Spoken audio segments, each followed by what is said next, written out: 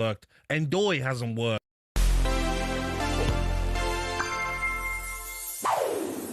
We all know it. That moment when France were reduced to 10 men in the 2006 final. But Zinedine Zidane's World Cup story was so much more than those antics in Berlin. Despite a meteoric rise to prominence in the early 90s, Zidane wouldn't really start his World Cup career until 1998. See, France didn't even qualify for 94, so they had some making up to do on home soil. Ahead of the tournament, Zidane was flying. Back-to-back Serie A titles and Champions League finals with Juventus, but things didn't exactly go to plan. In France's second group game, he was shown one of these. I mean, we were so busy getting angry at Bex for his red, we didn't even realise Zidane was getting properly dug out in France for the 12 days before.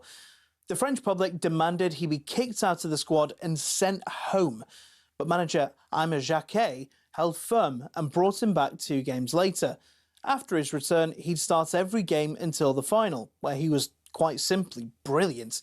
He scored not once, but twice, and this was the moment he'd been waiting for.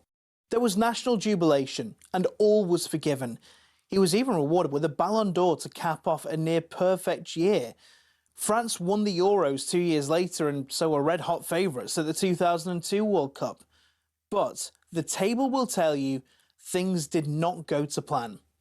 Now, come 2006, France, now captained by Zidane, are one of the favourites again, but they made hard work of it. They won just 1 game and finished second in their group, which meant they had to beat Spain, Brazil and Portugal en route to the final. Then, the moment we all remember. Zinedine, just leave it. Walk away. Zinedine, no! And that meant he became only the second player in history to be sent off twice in World Cups. France lost, but he still won the Golden Ball. As you can see, he was thrilled. Or furious. Zidane never played again, but across 3 tournaments, his story had everything. Disgrace, glory, infamy. We don't like our heroes clean anyway, do we?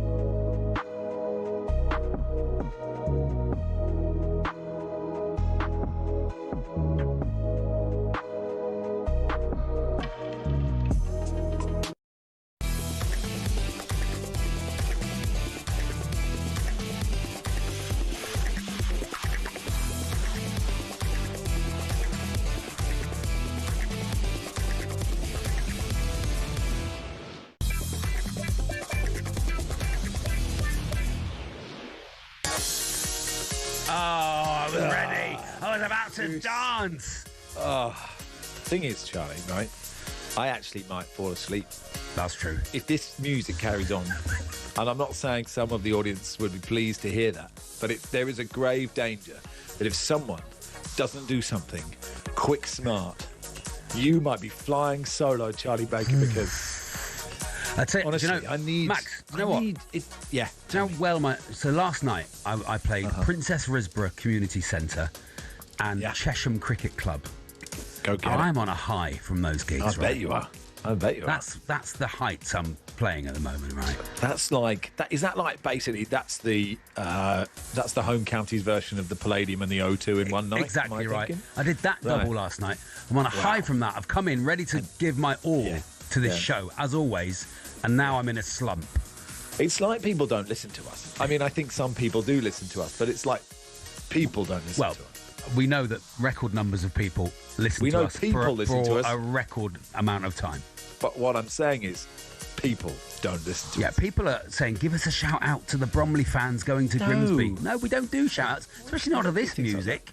No. This is an intelligent show. Oh, hello. The intelligence has just dropped. I think that's what clever people say. Is The intelligence has dropped. you The make a boredom good is point, part and of it. You make a good point and you say the intelligence has It's just dropped. dropped. Hi, everybody. On the YouTube, you can see us dancing. Otherwise, listen along. Here are the Go Get It.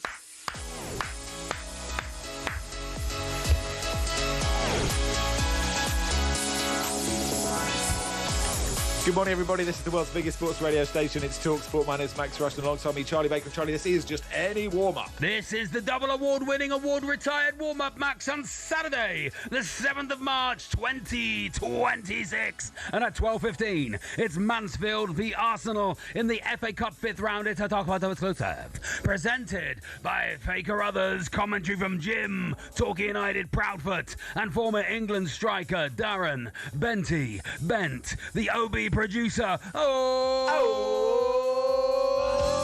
Declan McCarthy.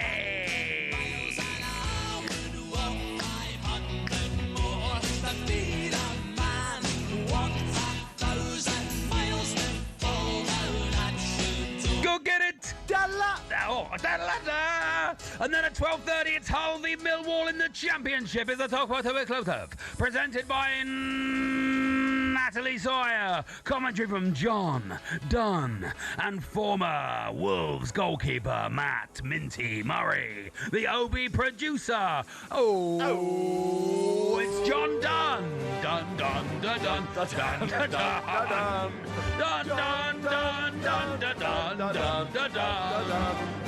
dun dun dun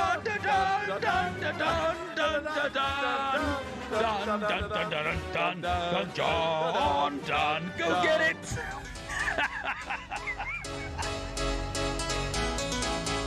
Pull yourself together, Charlie. This is a serious. And then at 14:30, it's Game Day Live with Forget It. Forget about it. You're talking to me. You're talking to The me. best in the business. Who you talking Forget to? it. The best we got. The best we got. Adrian Durham, Scott Minty Mento, and Chris Iwalumo. It's live on talkSPORT. Adrian, forget about it. The Durham with all the goals as they go in from the EFL and the Scottish Premiership, including Bristol City v Coventry, Ipswich v Leicester, and Sheffield United v West Brom. Notability. Adrian is at Wrexham, Scott is at Ipswich, and Chris is at Bristol City. At 15 o'clock, it's Ipswich v Leicester in the Championship. It's a talkSPORT exclusive. Not on UK TV. It is not on UK TV. It is not on UK TV. Go get it! It's presented by Natalie Sawyer. Commentary from Ian, the Duke of Nuts for Dancer, and former Arsenal winger Perry, the Lab Rat Groves, the OB producer. It's Ian Dance Dancer! Woo!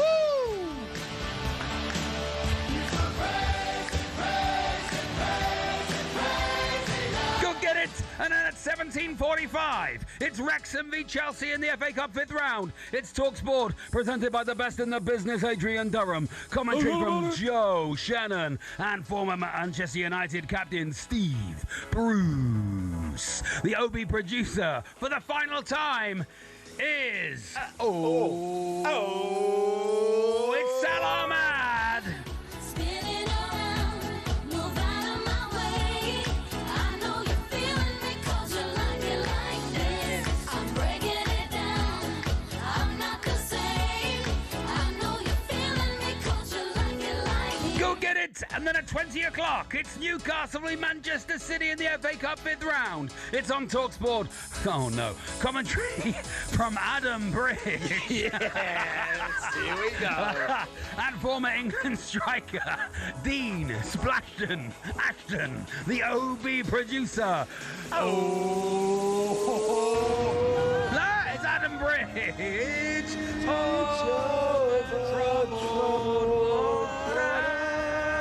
I will ease your mind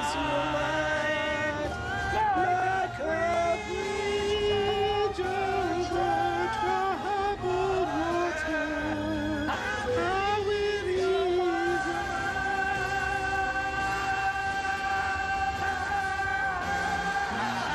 Go get it! It's big ticket live FA Cup 5th round and championship action you can't afford to miss. Hey, well done, Charlie. Thanks, Max. Carlos, a Swansea fan, says Charlie No Mates Baker dancing on his own in this. They cut away. Like, I know most people are listening, but on the YouTube and the TV, they cut away, and there you are, alone in a room dancing, and I'm alone in a shed dancing, and that's fine. But aren't we Still all, loving the Max, formula. in life? Just alone in the you're shed right. dancing. We are all alone dancing. That's a good way to think about things. Wayne says, "Old Dance Red like Eyes." no one is watching you being alone dancing. Yeah, old Red Eyes is back, says Wayne. If you're ever unsure which side of the world Max is on, just look at the poor lad's tired eyes. We both Bless have red him. eyes. We both have tired eyes. You know. It's What? what it is. What's? So hang on. This is the final OB producing of Sal Ahmed. Sal This is big Ahmed has news. been. He's going. It's a win for the Mintomaniacs. Right. They get rid of him. They've seen him off. Fair enough. Izzy Minter has seen Sal Ahmed off. Understandable. It is. Well, thank you It for is Sal's thank you last for. OB producer role. Wow. He has OB. He's produced the OBs out of that. He hasn't really has. He Well really done. has. And I don't. Where's better than OB producing on Talks? I don't understand. He's not going to get. He's not going to get a theme tune off Nicky Campbell, is he? What's going on there? Imagine if he Well, turns this up is first absolute- day. Oh yeah, Nicky. When you. Oh, when by the way. you have to announce me, and you have to play spinning around. Don't ask why. Well, Don't they say ask why. on the Today program. That's what they say. I don't know who hosts it these days. John Humphreys saying, "Oh, by the way, before you do that bit about the war, if you could just play Kylie spinning around, that would be useful." So there we are. But So we also- retire. We retire Kylie spinning around from Well, the Go Get It's. Of course, and such is the power of the Go Get It's that now Kylie Minogue has retired. Oh really? So, yeah, Really? That's interesting, So isn't that it? if you haven't seen her in concert, that's it. Imagine if She's- Sal is off to, I don't know what he's doing, but imagine he's off to produce the Kylie Minogue spinning around podcast. Oh, what does she do? What happens on that? Does she interview people while spinning around? Is Well, that they're what on a happens? waltzer. They're on a waltzer. They're on a waltzer. Oh, God. And, And how long Sal is it? goes, here we go, hold on tight, 2 cars, 4 Okay. riders, let's go. And then it Scream goes, if you want to go faster. scream if you want to And go then- faster. And And then Kylie they spin. says, Kylie's interviewing, it's probably Louis Theroux or Yeah, Ramesh Ranganathan. someone, yeah. Tell me about the relationship with your father. Yeah. Just spinning around. He's hurling into a paper bag. Wow. Well, look, good luck to him. I had a good idea. What a start to the weekend, lads. That was the best 8 minutes on TalkSport this week by far. And best of all, the 2-second delay is back. That's Go true. Get It. Arguably the greatest Go Get It of all time, says Wowee. Adam Bridge, bringing it home, says It Dan was, yeah, I mean- in Lydney. They know what they're doing. They know what they're. I tell you what, they know. Whoever puts the OB producers together and gives them their shifts, they know what they're Yeah. doing. They know they've built a don't they? perfect set list there. Dan says, at work on Monday, absent-mindedly either humming or whistling a tune, my colleague turned and asked, "Is that Bridge Over Troubled Water?" "Yeah, stuck in my head." He just smiled and said, "Go get it." Ah, that's of course good he did. news, good news. Steve, the pet collector. Oh yeah, hello, Sounds Steve. like quite a sinister profession. Isn't that sounds like a sort of? Have they asked you to collect them, Steve? Because if not, it's a different. It's Steve collector the is pet a really stealer. yeah. Collector is. It's a sort of. It's a good way. It puts a gloss on burglary, Got the doesn't it? vibe of teeth collector, hasn't it? Morning, lads. Keeping me going for the day. It's good. Look, we can't help it if we are not unintentionally, progressing organised crime. Yeah. But that's what happens with the Go Get It. I had an idea, Charlie. Okay, that's nice. Finally. Do you want to hear it? Because we're going to talk about Mansfield today. Yeah. And I don't think we've ever talked about Mansfield. Ever. I've never been. I've been We ever once. talked about them? I don't think we've ever spoken about them on the show. No, I don't think This will so. go well. This will go well on the text board. Okay. Yeah. Have we never talked about your club? Oh, and beautiful. Well done. give us reasons why we should. Little You round never of- talk about. Little round of applause for that. Barnsley. Yeah. Okay, go on then. This is your chance. We will talk about it if you send an interesting enough message, and then we won't talk about it again because we will talk about Mansfield today because it's interesting. They're playing Arsenal, and we're going to talk to someone from Mansfield because it's not really fair to ask Lars about Mansfield. Well, it is. He'd know about it. I bet he knows. Anyway, this is the warm up on TalkSport.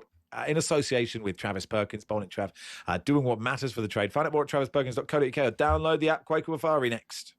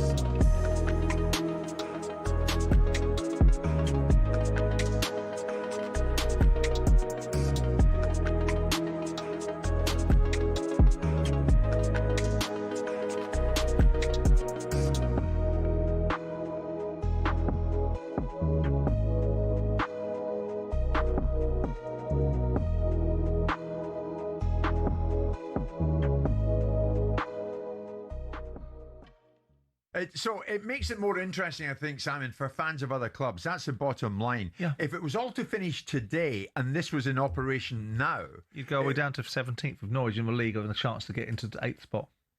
That's what you do. Right. You take 60.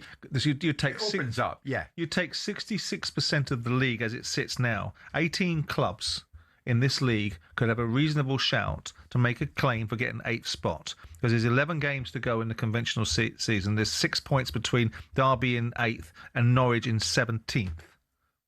Right. And those games, and when you get running at the business end of a season, it really does change the dynamics of how people play.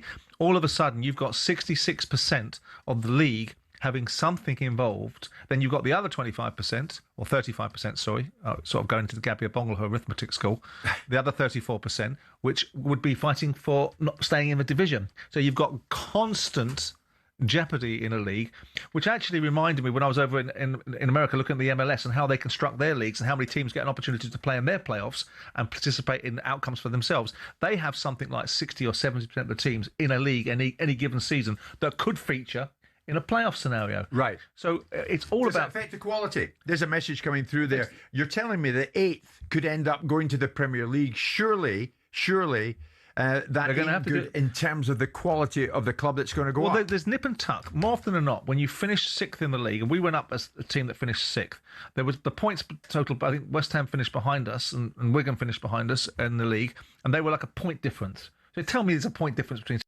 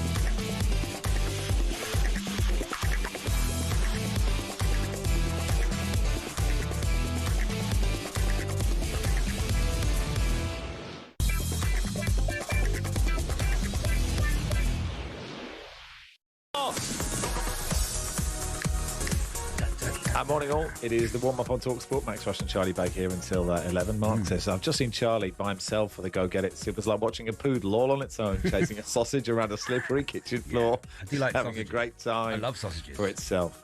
On the subject of John Dunn's The Imperial March. Yeah, it's Joe superb, says, was the Imperial March played because Max looks like Emperor Valentine with those tired eyes? I don't think you look that tired. I mean, I look more tired than you today, Max. Thanks so You're much. a great-looking Minister guy, Paul. Max. I just Oh, say that's that. very kind You're of you. super, really handsome guy. Someone once said that I was like Dermot O'Leary, but just 40% less interesting and 50% not as good looking. Wow, wait. Yeah, And were they saying this in a nice way? I think so. He's a talented guy, Dermot, isn't he? 50% less interesting than Dermot O'Leary feels quite a lot. Paul says, congratulations, gentlemen. Done. Straight into top 3 signature tunes. I'm not surprised Charlie was laughing. So was I. It was funny. Septimus McClonk says, I've always thought it was a shame Lisa Stansfield wasn't born in Mansfield. I don't have anything else. Keep up the good work. Thanks so much. And Mr. Blobby says, up the mid to maniacs. We won't miss Sal's sorry lot. Total OB plastics. Wow. Wonder who's going to get promoted in Sal's place. Oh, get a new OB. New OB, or if producer. they'll just use one of the Adam Bridge will get more work, or John Maybe Dunn. could be Igor Tudor. Could be. It could be the Obi producer. I don't think that show would go well. He's a would it? disaster. Oh dear, don't start me. Terrible. Now, enjoy complete coverage of the Cheltenham Festival on Racing TV, the only channel showing every race live. Racing TV are live on air from 9:45 every day of the festival with over 32 hours of unmissable coverage. Join Racing TV for half price for an entire year. Do you want to do some of this, Charlie? Or is it No, all I don't mind you. I don't mind you reading out loud. Head It's to fine. racingtv.com/half price now to celebrate. Racing TV is giving away a pair of tickets to Grand National Day at Aintree. Go to talksport.com/win. 18 plus T's and C's apply. Do you have anything to add, Charlie? Oh, so am I doing the T's and C's? Okay. no, yeah, no, sure. no, I've done them. I did them all. Oh, there's nothing else. You did it. No. I was just going to say, sorry if I little peek behind the curtain then, Max, that you were reading that and you were just. Oh, no, just off the top of my head. You weren't It was just off the top- offering it out the goodness of Just your own offering it. heart. I Sorry. just had a thought, which was I wanted everyone to download Racing TV half price. Yeah. I just thought it just came to me. Do you know what I feel like? Everyone should Tell me download what. Racing TV. Yeah. You can get half price at the moment, apparently. Can you? I didn't know that. Yeah. What you have to Who do is did you go hear to that from? talksport.com/win. Where did you hear that from? I just heard it. Just someone just talking about it earlier on the radio. Okay. There we are. MK Lightning. So Mansfield played the FA Cup today. They're playing Arsenal, and no one's ever mentioned Mansfield on talkSPORT, have they? I mean, they probably had the chairman on breakfast. So, like, you know, apart from that, but you know, the Stags. The Stags. Yeah. So, like, who do we never mention? And you know, some Arsenal fan, Reese in the office said, we don't mention Arsenal enough. Yeah, And I that's said, true, I'm yeah, not yeah. sure, I'm not doing- we don't mention. We should, especially this season. more We should Arsenal. touch on them. Do you know what would be an interesting Arsenal conversation? I don't know if you thought about this, Charlie. Is if they don't win the league, right? Have they bought it? Yeah. So we could that's- ask, have they? What's a good verb that we could use if they don't win anything? Have they caraffed? Have they caraffed the title? Have they? Have they pictured? Have they jugged the? Have they jugged the title? Jug. Have you ever jugged to the title? It doesn't sound good. It doesn't sound good, Max. You're going to get. Matt in Milton Keynes says you yeah. never mention MK Lightning. Disgraceful. Just because they're a mid-table second division ice hockey team, it's not good enough. You're Anyway, listening to Radio MK Lightning. yeah. We'll do 2 hours on. Just to join us now to talk about MK Lightning's form is Kwaku Afari. Let's go surfing now. Everybody's learning how. Kwaku Afari with me. Kwaku Afari with me. Hey, welcome, Kwaku. How are you? Quakes. I'm good, guys. How you getting on? Yeah, top level. Yeah, all right. Top level, You were to 2 be minutes late. You were 2 minutes late. What's your excuse? I actually thought I was on at 9:30 this morning. It's my fault. Oh, really? Imagine if we did Okay. that. Imagine if we did that, Yeah. Kwaku. That'd be fun, wouldn't it? We could do it. Let's do it every week and see what. Maybe they'll just move our show. Oh, that'd be good. I wondered why we were padding. Oh, that's why we were Yeah. padding, because Kwaku. Charlie, we're not padding. But Max is really interested in this. It's Racing TV on. We should be talking to Kwaku. What's going on here? Should we start with a quick one on last night? Liverpool winning at Wolves. My main thought from this game, Kwaku, is, God, Andy Robertson dodged a bullet, didn't he? He had agreed terms with Spurs in the transfer window. Had he? And there he was, scoring one, setting one up. Nice to see it. Yeah, and this was Andy Robson, who we thought the best was behind him, and it probably is. But like you said, Oh, well, he says cheers after that performance. like I said, he dodged a bullet in terms of going to the Spurs. And Spurs we don't need to talk about any more about Spurs. I know they're a big team that wins things, but yeah, I'm glad I think he's glad he stayed at Liverpool and didn't join Spurs because they look moribund right now. Yeah, Wycombe Wanderers in the league next season, potentially for Spurs, which I enjoy. Get there early if you are going, Spurs fans, because parking is a nightmare at Wycombe. Is it tough around Absolute Adams nightmare. Park? There's a Do you know what? there's a I parking once spot at the top of the hill, and there's one at the bottom of the hill, and there's you. I went to watch Cambridge play at Adams Park, and we got lost on the way to the stadium from the station in the days before Google Maps. And so there was a man with his head just peering above a fence. And so I walked up to the fence to ask him directions, and he was digging his garden completely naked. Oh, that's That was nice. odd. It was odd. So maybe everyone in Wycombe is naked. I don't know. I just want to say, Andy Robinson would have been a brilliant signing for Spurs. He's exactly what they need. That sort of energy, that sort of grit, that sort of personality is what is completely missing from the Spurs team. But also, I would argue, has been completely missing from Liverpool this season. Yeah, you cannot argue that.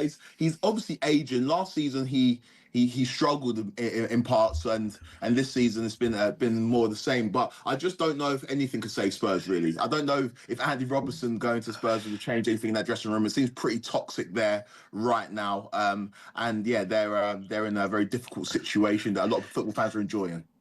Now I'm going to look ahead to Wrexham Chelsea, Quaker, and I look forward to both of you bringing it back to Spurs being relegated to the Championship. So, look, this is a really interesting game, isn't it, with the story around Wrexham, and like it's important for Liam Rosenior, who that was a brilliant win at Villa. I know Villa are struggling. He's starting to click into gear, isn't he? He is starting to click into gear, and yeah, it was probably his most impressive Premier League win, that win at Villa.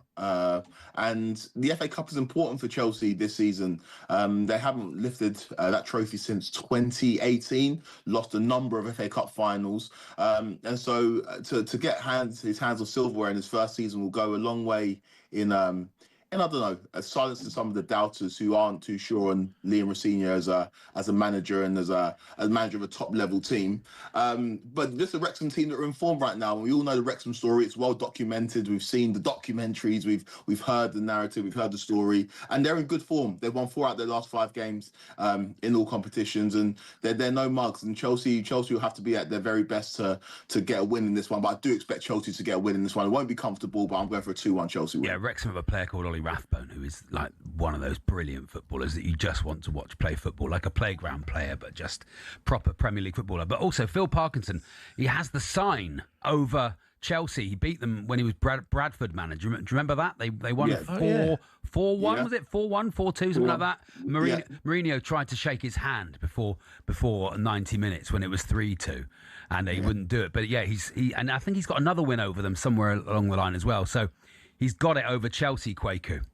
Yeah, and that was one of the most dramatic. We've seen some dramatic FA Cup results this year in this competition, but that was very, very dramatic. It was one of the more notable upsets in the FA Cup. But I think this is a Chelsea team that is very different to that Chelsea team that lost that game against Bradford. It's a Chelsea team that have come under criticism because of the immaturity and because of the youth. And I think the perfect way to kind of silence those doubters, like I pointed out, is to go and bring home silverware. And I think that's the main goal for Chelsea. Obviously, qualifying for the Champions League is important. Chelsea are still in the Champions League, but getting their hands on some proper silverware is imperative for this Chelsea group this year.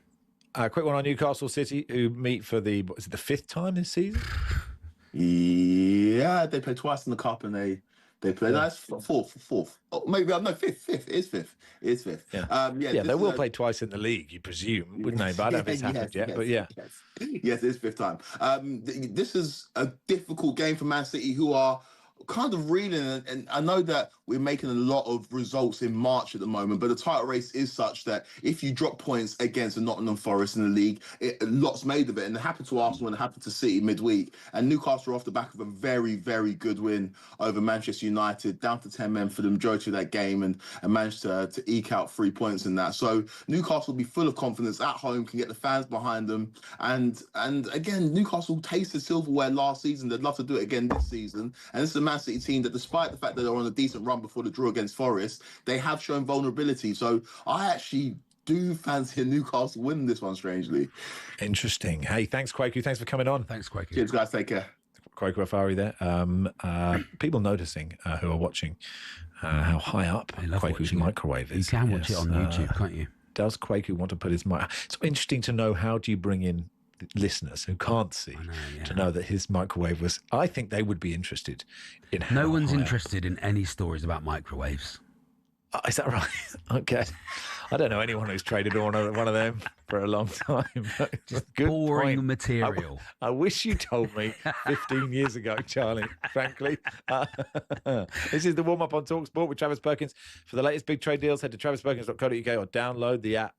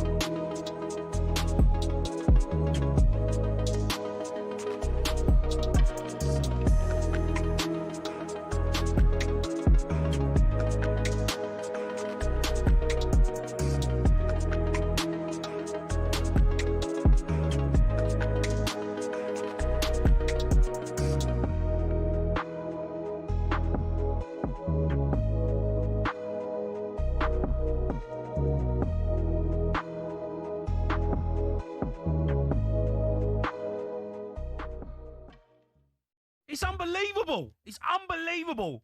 The football club. It's unbelievable. The people in charge of this football club. One of the biggest clubs in the world. And an absolute mockery. We're a mockery of a football club that we've allowed this to happen. Are you going down? And the fans have had to accept You going down? Jace, shut up.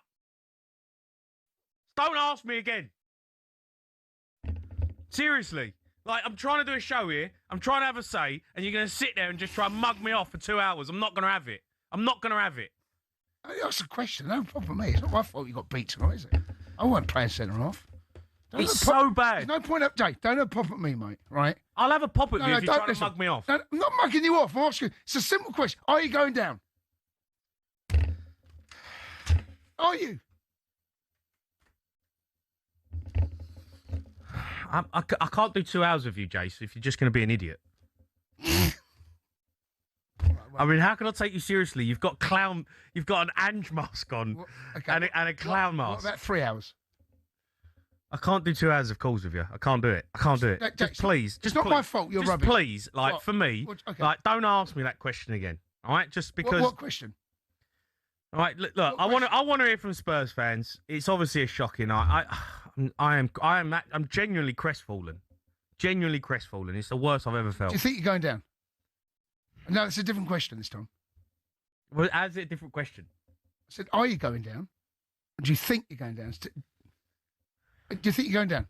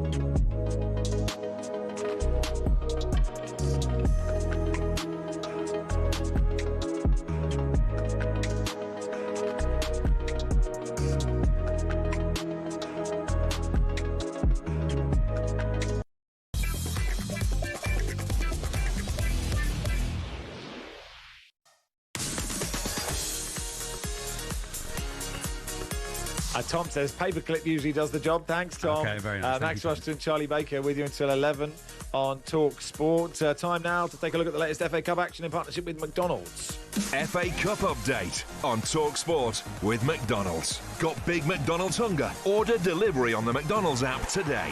From 11 a.m. 18 plus. Fees apply to delivery orders. Subject to availability. Price may vary.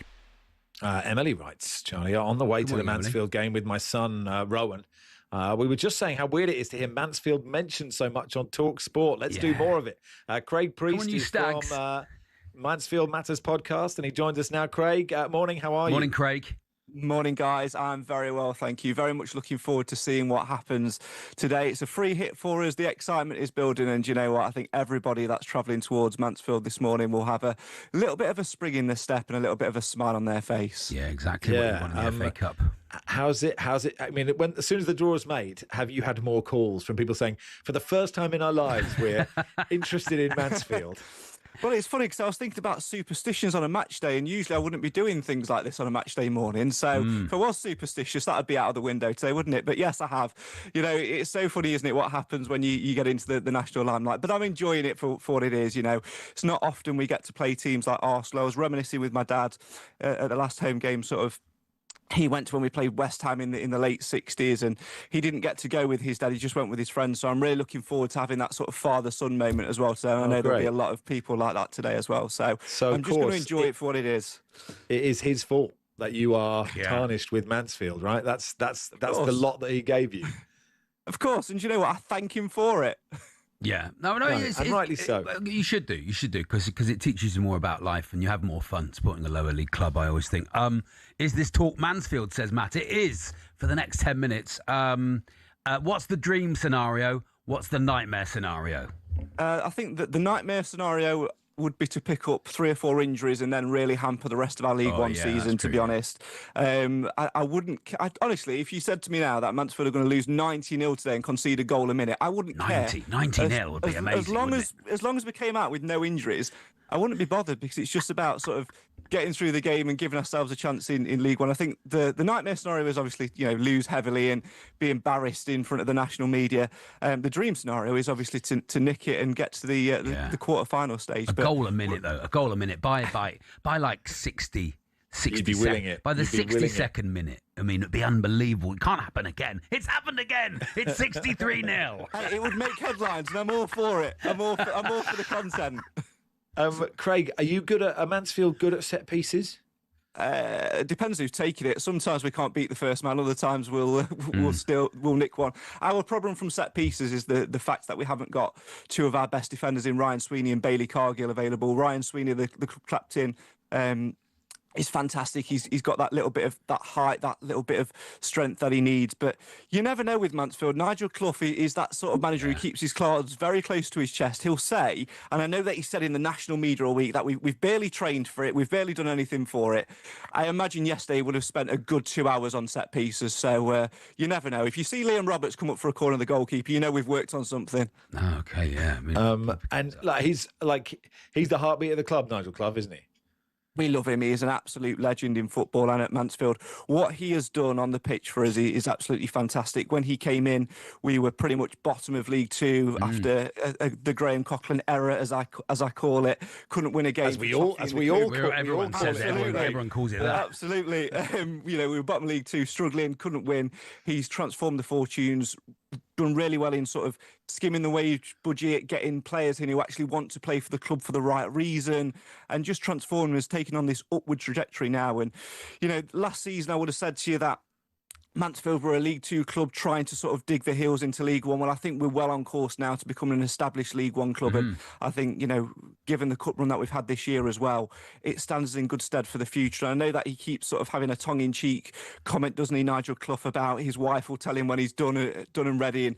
But I think he'll want to maybe try and get us on the cusp of the Championship, and what an end to a fantastic managerial career that would be for him as well. You're 16th, 41 points. You're safe, aren't you? You're safe in League One for another season. I don't know. No, you are safe in League One, aren't you? What do you need? 50 points. So, you'll be all right. Because you'll get a bounce from this, and you're going to be absolutely fine. Nigel Clough's not going to take you down either. And you'll get money from this. I'm assuming you'll make million quid from this. You'll get some telly money and everything that goes with it, which can hopefully go back into a budget for next season and push for playoffs. But is that what you want? Do you want a season in the Championship, or have you reached your ceiling, do you think, for the minute? Oh, we've only ever been in the Championship for one season, so I've never seen that in my lifetime. I would love for us to push there. In terms of the immediate future, I don't think next season will be the right one for us. I think what's going to happen now is the money that we've got from this cup run and the Carabao Cup run that we had as well, and all the TV money that will be invested wisely. That will potentially go to extending the Bishop Street stand further, increasing our capacity, which then has impact on match day, season ticket sales, shirt sales, all of that sort of stuff as well. So I think this will perhaps make what was a 10-year plan from the Radfords more like a 5-year plan. And I think maybe in 3 seasons' time, you will perhaps see Mansfield compete at the top end of League One rather than scraping at the bottom. And I think it's all about being slow and cautious and just taking things at a time. I would love to have the trajectory that the likes of Hollywood FC have had in going up the league year after year after year. But it's all about the slow and steady game, and it's all about enjoyment for me. And that's what Nigel Clough. You can't have a constructed, workable plan as a footballer. You have to dream big and boom and bust, and then go down and then go back up again. That's how it works. I would love to see Mansfield sort of go up very quickly, but I've also seen Mansfield on the other side. 20 years ago, in 2006, we had an owner who didn't care about the club. The club was in ruin, and we went down into the conference the season after, and it took us 5 years to get out. Yeah. I've seen the negatives of, throwing things into it or not caring about the club. So I would much rather have a 5 to 6 year plan and do things steadily and, properly, rather than throw things at it and it all come bursting down in flames. This is a lifetime for us, not a quick, 5-6 year get in, get out, and enjoy the headlines from it. If someone is going to be the hero for you today, who's it going to be, Craig? Lewis Reed loves an FA Cup tie. He scored 2 bangers at Sheffield United in the third round, and then of course he scored that free kick at Burnley. I would quietly look at Rhys Oates, though. He's a powerhouse for us. He's a very good striker. He's had 2 or 3 seasons of bad luck with injury, but when he gets on the ball and he drives at players, he's got a good left foot on him. He's got a good right foot on him. If I was a betting man today, I'd put a couple of quid on Rhys Oates to pop up with a goal. All right, good stuff, Craig. Enjoy the game. Thank you, guys. Thanks so much. Craig Priest there. And Craig. Going to the game with his dad, host of Mansfield Matters podcast. And I will keep a quiet look at 4-0 Arsenal. Oates. I'm going to say. Okay, there you go. He's gone. Well done. I got Liverpool 3, Wolves right. Well done. Right last night. What you want as a lower league fan, and we both know this, is you want a moment. Score first. Score first. That's doesn't all you matter. want. Score first. Come on, Mansfield. Score first, and you keep it to have like an absolute brilliant day. Yeah. And then Arsenal bottle it. Bottlers. Just how it goes. Yeah, that's what. We're Arsenal bottlers. That's how we can go. I think as a Tottenham fan, I think we are in the right place to accuse Arsenal of those kind of things at this stage. Now listen up, F1 fans. This is just me talking, Charlie. All right. Just reading. We're sending 2 of you. If you're not an F1 fan, you don't have to listen closely. We're sending 2 of you to the British Grand Prix. Yeah, look away now. To the British Grand Prix on Sunday, July the 5th, the full racing green trackside experience, the ultimate British Grand Prix experience, completely on us. Head to talksport.com/win to enter. How tall are they? Second semi-final, first leg, Perry Groves versus Graham Courtney next. FA Cup update on talkSPORT with McDonald's. Got big McDonald's hunger? Order delivery on the McDonald's app today. From 11 a.m. 18 plus. Fees apply to delivery orders. Subject to availability. Price may vary.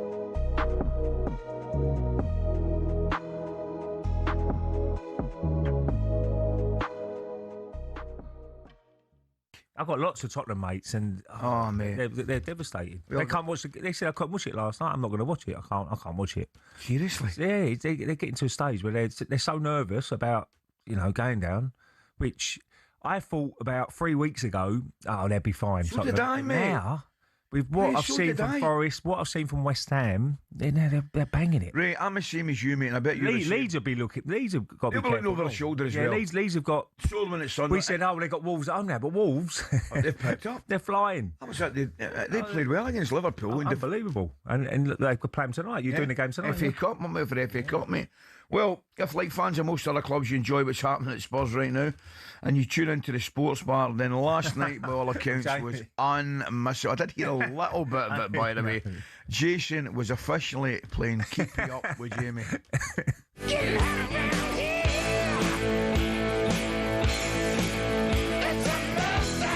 It's a simple question. Are you going down? Yes. We are the only team in the Premier League ever to bring in a new manager, to get a new manager bounce, and we get a worse bounce. Okay, you get a new manager trounce, not bounce. Like, I'm trying to do a show here, I'm trying to have a say, and you're going to sit there and just try and mug me off for 2 hours. I'm not going to have it. I'm not going to have it. So dare is to poo. I'd actually take Big Ange. It's got to that point. I would actually take Big Ange. I could do a better job. It's embarrassment. An embarrassment. You're going down. No, seriously, last time. You're going down. Shut up! Don't ask me again. Realistically, Ali, realistically, it could be Tottenham Lincoln next year.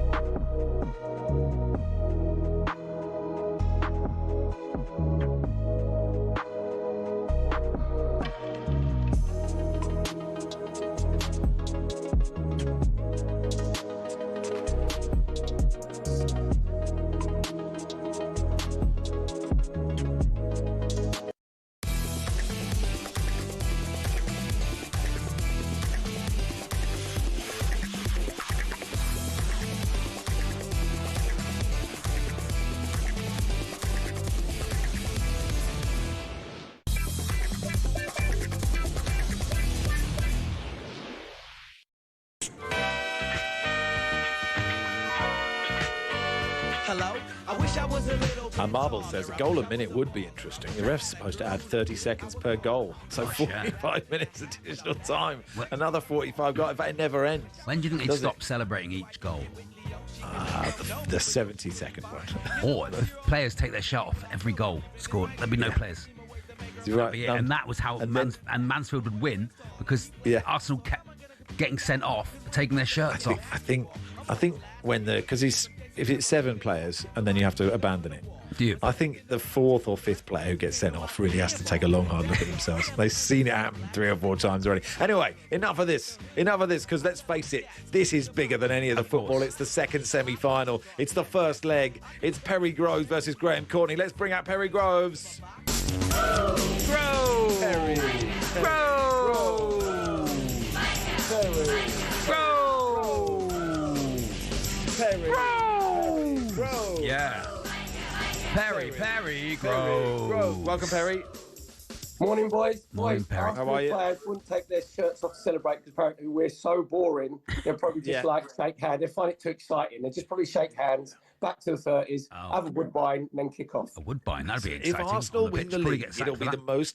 it'd be the most boring anyone has ever been ever. That's true, isn't it? If they win the league, it'll be the most boring thing of all time. Hey, Perry, new frames? Are they new frames? They look Yeah, you great. look good. Great new glasses, Perry. You look really smart and handsome this morning. Don't you?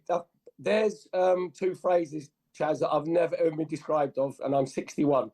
Wow. Smart and handsome. You so look great. I will say this. You are smart and handsome, but you also do look a lot like Penfold.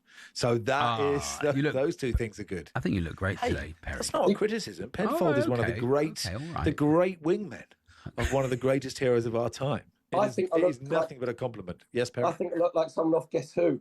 Guess Is Who? he bald? Guess Who Has he going got, on? is he ginger? Has he got a beard? Has he got glasses? Bash, like... Let's see if that new look will intimidate the judge. Here he comes. Yeah, he, this court is now in session. Uh-oh, here come the judge. Here come the judge. Everybody know that he is the judge. Guilty. Send him down. 20 years. Near and far, I'm going to Paris. Overruled. Silence in court. It's got to listen to me because Take him to the gallows. Graham Courtney is here. Welcome, the judge. The judge. Morning, boys. Morning. Morning, Graham. Be How are kind you? with me. I'm tired tonight. Somebody's alarm's been going off all night. Neighbour's house alarm. Oh, gosh. Mrs. Perry Courtney. Groves. Perry Groves sorted that out. The Perry Groves fans setting off fireworks outside Graham Courtney's house. Well, he's also an annoying bloke next door because we got off on the wrong foot when I told him what I did and he went, I don't like sport. Oh, okay. God, you went guilty. He also said you like went about 20 5 years. times in every sentence, so I can't stand it. We all hate Graham Courtney's neighbour. Boo, Graham Courtney's neighbour. Boo, Graham Courtney's neighbour. Anyway, mind games there, Perry. He says he's tired. Is he tired? Is he the tired? judge Yeah. never ruled out the judge. Here we go. It is it's Mansfield playing Arsenal today, so it's a stag special. Here we go, guys. Perry, you're at home today, so you begin. How tall, Perry Groves, is Phil Stagielka? Phil Stagielka. How tall is Phil Jagielka? Phil Stagielka is 6'1". 6'1", Graham Courtney. I'll say 6 foot. 5'11", still 0-0. 0-0. Graham Courtney, the judge, see you in court. How tall is Eric Dyer? Eric Dyer. It's stag footballers. Eric Dyer. 6 foot. He's gone for 6 foot. Perry Oh, I Groves. think he's bigger. I think he's 6'3".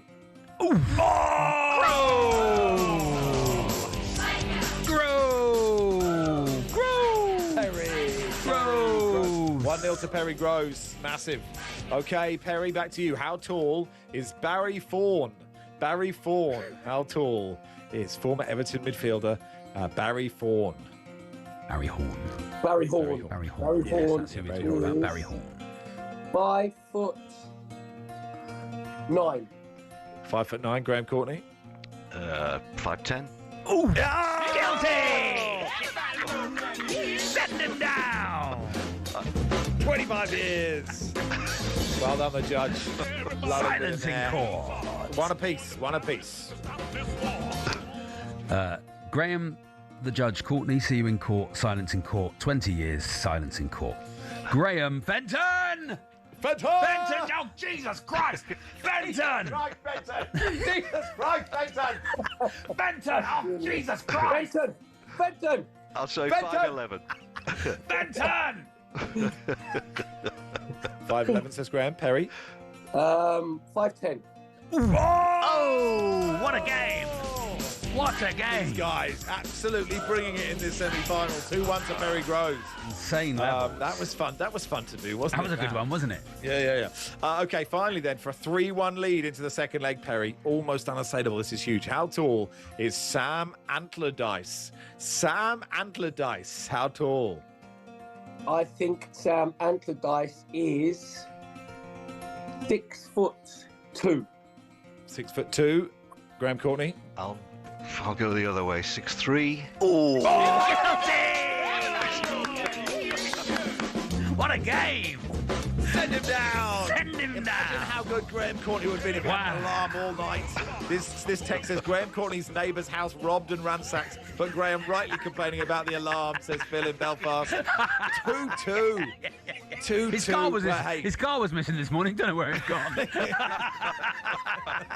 Do you know what? They were away once, but they've got a cat, and the cat kept coming in and setting off the alarm. So my next door now, he put the wheelie bin in front of the cat flap. That sorted it out. Tough on crime. Tough on the causes of crime. That's I was great. going to say, he put the wheelie bin on the cat. Look at this guy. Anyway, let's get Courtney's neighbour 2-2. Well done, Graham. Well done, Perry. Good Well game. done, Perry. Thanks, lads. boys. Thank Well you. done. Yeah. All the best. Still alive. What a game that was. That was John. incredible. That was super. Wasn't it? People, you know, when we started this, people were like, I'm not sure about it. And it is now the most exciting quiz on the radio. It's not even a quiz, competition.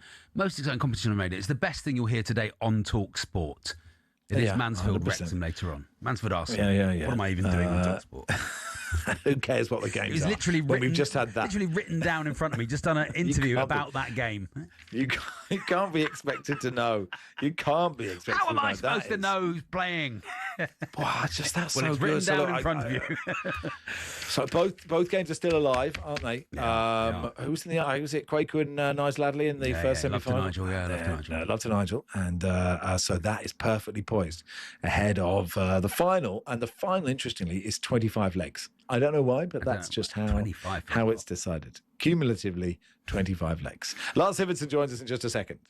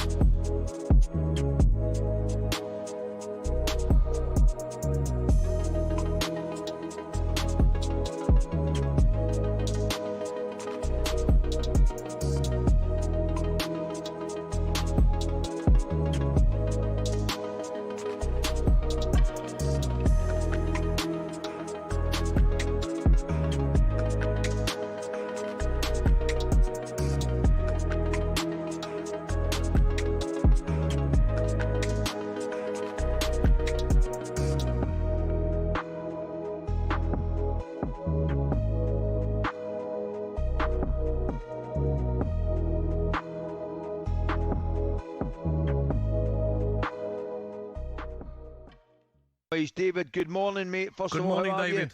You? Morning, all. David, here's a quick one for you, mate. I know we'll not be talking European football. We'll calm everything down. I want to start with this statistic, right, which I would imagine would please you as much as anything. Everton, after reaching the 40-point mark in 28 games, that's only the second time they've done that in 9 seasons. Now, I reckon that in itself is an achievement. But, and I know you'll play it down, you must have a wee thought about European football.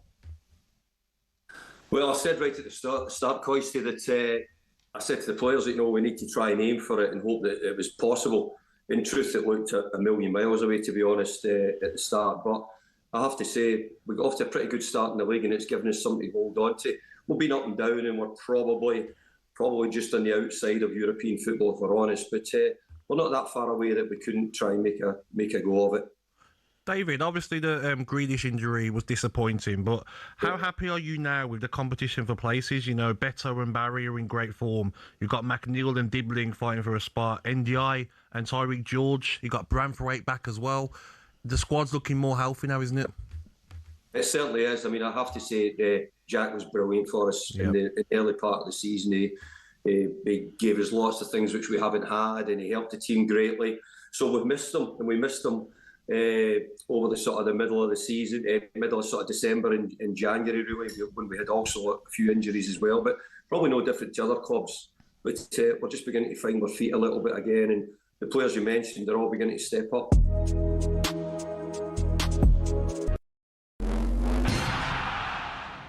More green jackets have been lost at the 12th than at the Augusta City Dry Cleaners. Rory McIlroy knows this better than most. But what is Amen Corner, and why is it so iconic? The famous sequence has always been there since the Masters began in 1934.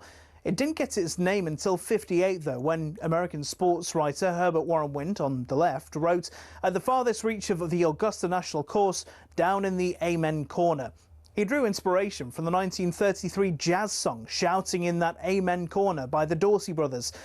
The reason behind its difficulty is all in the sand and the water.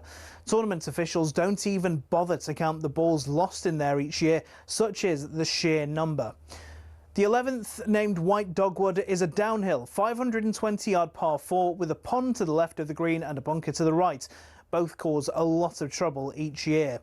The 12th, Golden Bell, is perhaps the most famous hole in the world, with danger everywhere.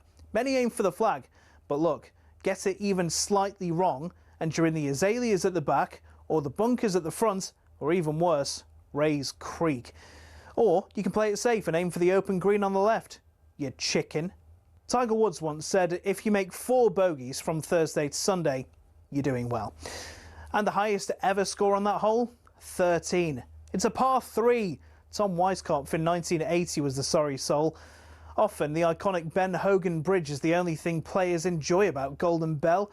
Even if you escape there unscathed though, you met with Azalea, the dogleg par 5 13th. It tempts players to go for the green in 2, but cut over those trees on the left at your peril. Every year, it seems, Amen Corner destroys someone's dreams. Rory McIlroy dropped 3 shots through here as his round unravelled in 2011. In 2016, a year after navigating Amen Corner expertly, Jordan Spieth shot a quadruple bogey on the 12th to throw away his green jacket. I mean, it sounds like my game, to be honest. So who'll be the next to be brought to their knees, praying for mercy after Amen Corner?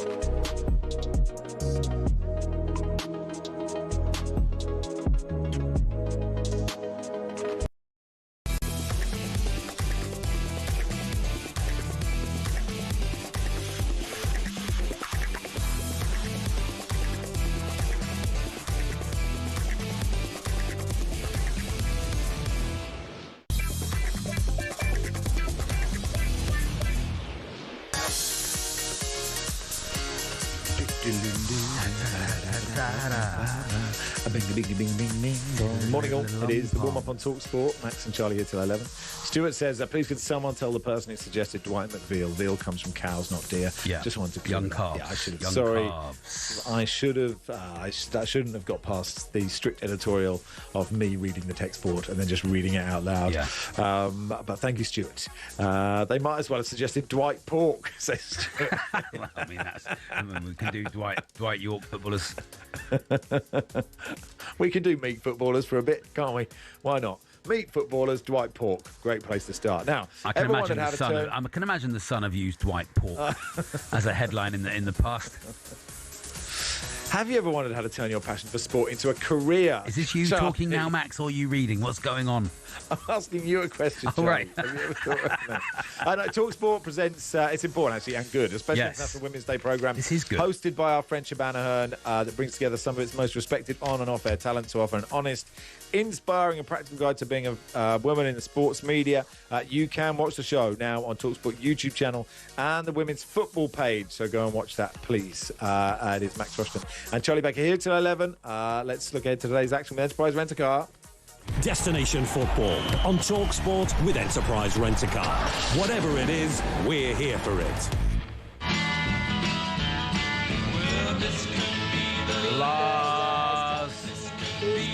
Last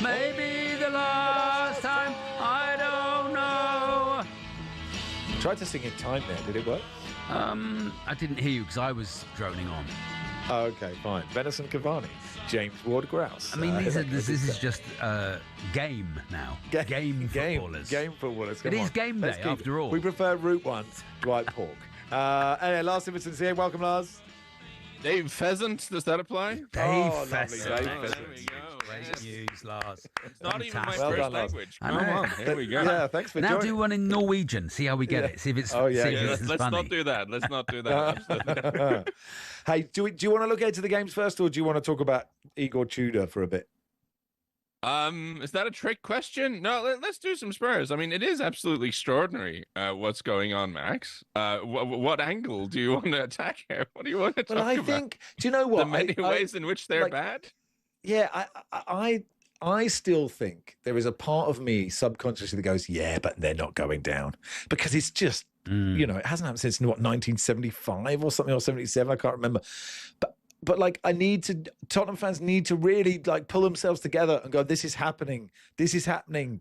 Where's the next point coming from? It's impossible to see it. No, I was right there with you a couple of weeks ago. I think even after the derby, I was thinking this will probably be fine somehow.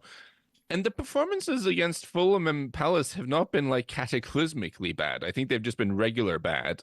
But the overall badness is now so severe that I think you're right. I think they are in this kind of death spiral from which it's not necessarily easy to snap out of.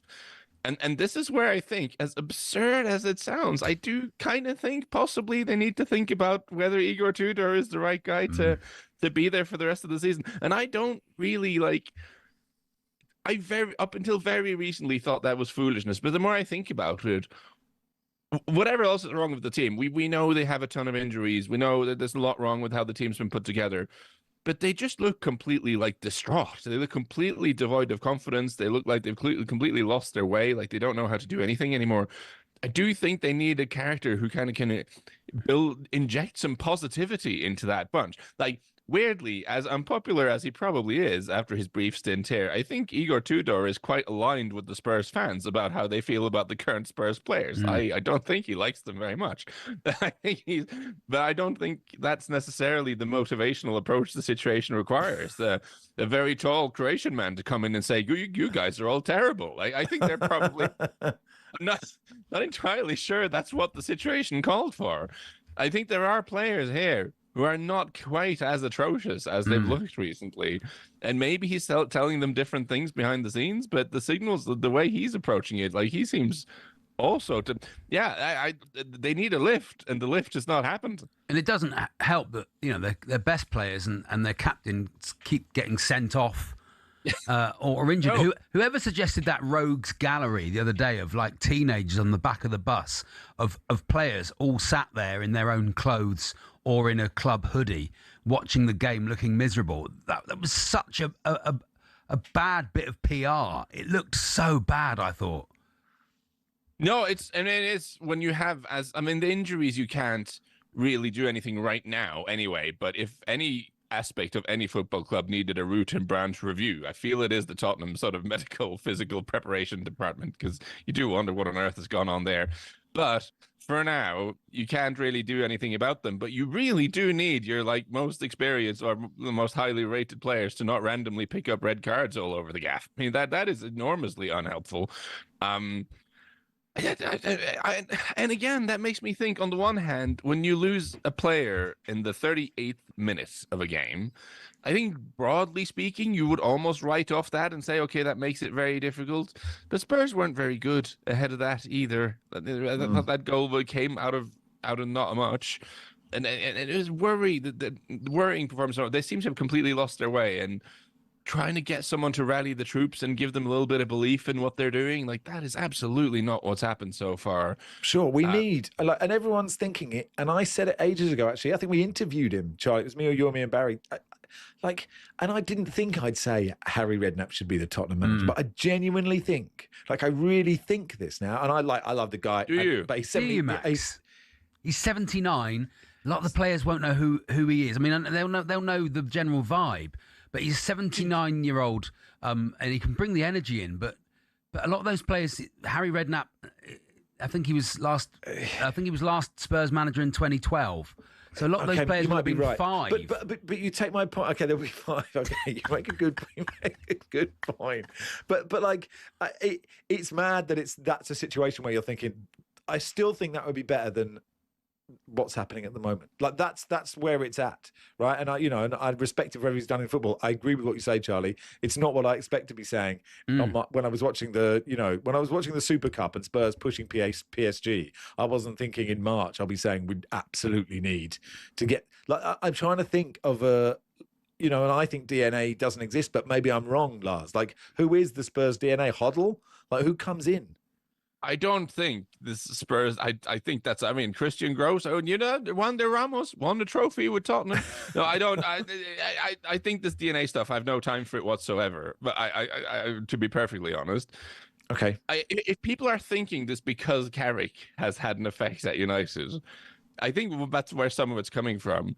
I think it's more a case of looking at what he has actually done in terms of. What people are saying, of course, from United is that he's encouraged the players to do the things they're good at. And he's made them feel like, I'm not actually bad, and put them in positions that they're familiar with. Maybe that's something that could be happening at Spurs. I know, again, injuries have kind of forced them to do some things they wouldn't normally want to in terms of where people play on the field. But it does feel like, again, with Igor Tudor, we've had 3 different setups in 3 games. And you've had a number of people play out of positions in those games. And I just think this is not the time for that. This is the time to look at, like, okay, no. Check out, and it's not the time. It's not the time to go to Atleti either on Tuesday. No, no. You can't win. I mean, I guess they could win in an utterly ridiculous way, but it's terrible timing. Maybe Igor Tudor. I mean, I hope he's probably not listening to this, but if he is, maybe he's banging his head against the radio set, saying, "I have tried this. I have tried." But, yeah. But have you considered like asking all the players, like, but what position do you like playing the most? Like, what do you feel like you're good at? And trying to see if there's a system you can put together where the most of them do the most of that, because they seem so awkward and sad and bereft at the moment. They see like I have absolutely no faith in what they're doing, and again. I get why he would. Maybe they're massively arrogant and think they're much better than they are, and he feels he needs to tell them through the press that they're bad. But like, I spoke to a player quite recently who played under Brian Clough, and he really pointed out the fact that, like, even when we had a bad game, he would always defend us in public. Like, he'd slaughter us internally, but in front of the journalist, he was like a wall, and that made us really respect him. I mean, this is basic. We know a lot of coaches have been like this. But I think if you're in this Spurs team and you've had a miserable year, you didn't like the former guy, apparently, and you're struggling to string a pass together. And then you read the headlines after the game, and the coach says that you're lacking brain. Like, you don't want that. That doesn't make you feel better about anything. So I just think this whole setup seems very bad. They need to bring in someone who doesn't seem to, like, despise his own players. Brendan Rodgers would have kept them up. I think Sean Dyche would have kept them up. I agree with that, Charlie. I mean, someone who can give them some belief. And I don't. So maybe just not playing this weekend is good. Maybe they've gone off team building. I don't know what they do for team building these days, because of course players can't really, like, the physical demands are such that they can't really go on the drinks or anything the way they would 30 years ago. But maybe they'll go karting or just something like this. But some kind of team building exercise to make people feel happier in their lives, I think, is something that hopefully will have happened this weekend for Spurs. Raft building. Yeah. Going to build a raft. Build a raft, yeah. That sort of wild swimming. I just don't think they'd be very good at it. Something Russell Martin tried a bit of wild swimming at Rangers. They'd build a raft and it would sink, and then Igor Tudor would say they're so bad at raft building, and then it would get worse. And then Liverpool away on Sunday and next Sunday. I mean, that is. And then Forest at home the following Sunday is absolutely massive. Forest are quite good, and Spurs are they're so bad. Oh man! So I mean, this is the Athletic games and Liverpool away do become sort of free hits at the moment, don't they? I think the expectation level is below 0 for those 3 games. But then this is the key. Like, this is what. People saying, "Oh, Palace was the most important game of the season." I'm not sure I even agree with that. I think we have this run now, starting on the 22nd of March, where you play Nottingham Forest at home, then you play Sunderland away, then you play Brighton at home, then you play Wolves away. Those 4 games. Like, that's right. If you can't get 1 or 2 wins there, then I really think they are going down, because West Ham are looking really good. That's the other thing. It's not just that Spurs are bad and that the new manager has not had any kind of he's had it bounced like a wet tea bag. But then in addition, you get the players who should be good get themselves sent off, and West Ham suddenly look really good. Like everything is conspiring against the Tottenham. Poor Archie Gray. Poor Archie Gray. Anyway, thank you, Lars. Enjoyed that. That was good fun. Not for Have a me, lovely Max, day. but I'm glad one of us had a nice time. Yeah, very good. I had a nice time. You have to look. You just have to accept it when it's happening to you. You just have to suck it up. This is the warm up on talkSPORT with Travis Perkins. Do what matters for the trade. Find out more at travisperkins.co.uk. Download the app, and that, Charlie, was a look ahead to some of the players we feel will be here for. I mean, it wasn't exactly, but really. the good people of Big Enterprise chat about Rent-A-Car will Spurs, wasn't it? understand why we did that bit. Thank you, Enterprise Rent-A-Car. We did it all while sitting in Enterprise Rent-A-Cars, and we had a lovely time. Destination Football on talkSPORT with Enterprise Rent-A-Car. Here for it. Book now at enterprise.co.uk.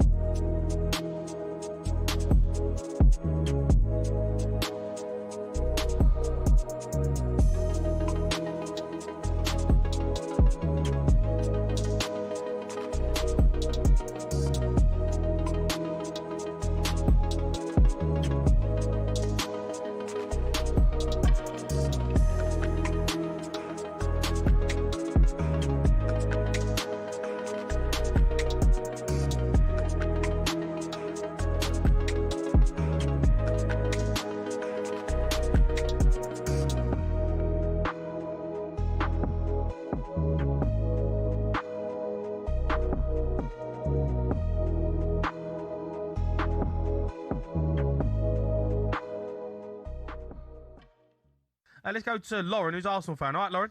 Lauren? Oh, hi, Jamie. Sorry, it's actually Laura, the Arsenal fan. All right, Laura. Hi, how are you, boys? Yeah, we're good. How are you? You feeling good? Up the Chelsea. Oh, I'm feeling great. I've just come fresh off the back of presenting the Arsenal game on TNT and just, to be honest, really enjoyed it, Jay. Oh, it's Woodsy. Oh, my gosh. Oh, my gosh. Woodsy. Woodsy, you've done it. What's happening? Woodsy, why is it taking you so long to phone us up? Do you know what? I've been revelling in a brilliant season. I've just been enjoying myself. You know what? It's bad if Woodsy's phoning us up. It's I bad. forgot about you, Hold on. boys. Where have you been when you've been bottling it, Woodsy? What's happened? All of a sudden you go 7 points clear and you phone us. Jamie, I had to scroll down my phone. It took about 5 minutes to find you on the table. Oh, Woodsy, this is a scrolling. Spurs ain't even played, and it's the worst night for us ever. I'm like, what is going on? I don't even want to answer questions. I just want to ask you how you're feeling. Woodsy, take the floor. Woodsy. I'll sit back and enjoy it. All right, take the Woodsy, floor. I feel sick. I feel sick as a dog right now, honestly. How awful is it? How bad on a scale of like 1 to Spurs is it right now? I can't believe I'm getting stick off Woodsy. Woodsy, can I Phoning ask up talkSPORT. Woodsy, What's can I ask you going a on question? here? Woodsy, do you want Yeah. Spurs to get relegated? If I had a choice of which one, is that what you're asking me? Woodsy, answer whatever way you want, right? Do you want Spurs to No. get relegated? No, I absolutely don't want Spurs to get relegated because I want to enjoy more North London derby pummeling for years to come. For years to come.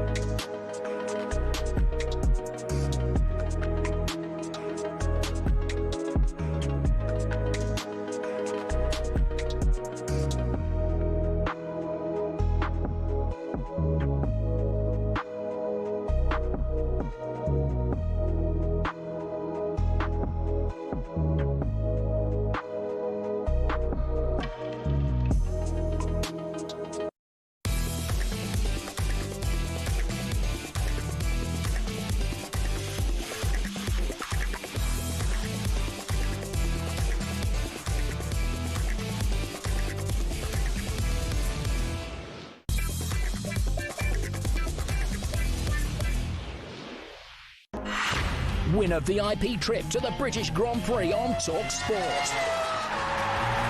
Meow. Listen up, F1 fans. We're sending two of you to the British Grand Prix on Sunday, July the 5th.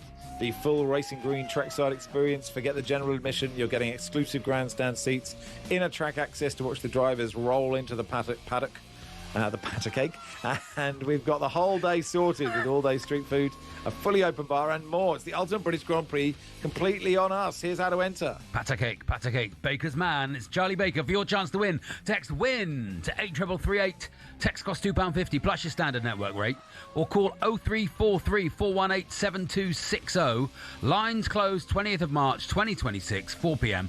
And that's when you'll need to answer your phone if it rings. 18 plus, UK residents only. This is a network promotion. Full T's and C's at talksport.com. For your chance to win, text WIN to 83338 now. Good luck.